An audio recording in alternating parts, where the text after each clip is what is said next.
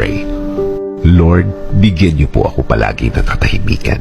Katahimikan ng puso, isip at buong pagkatao. Sa pananahimik kong ito, hindi po ako malakas. Inaamin ko po sa inyo, Panginoon. Ako po ay naghihina at alam ko po na kayo ang dapat kong kapitan. Alam kong kayo ang dapat kong paniwalaan na ang lahat ay magiging okay, ang lahat ay magiging maayos, ang lahat ay magiging tahimik. Kakapit pa rin ako sa inyong magandang plano. Kakapit pa rin ako sa inyong magandang bukas na pangako. Alam kong ang lahat ng oras na may problema ay mabilis na lilipas, mabilis na mawawala. Alam ko din, Lord, na hindi ibig sabihin nang wala akong nakikitang nangyayari ay walang nangyayari.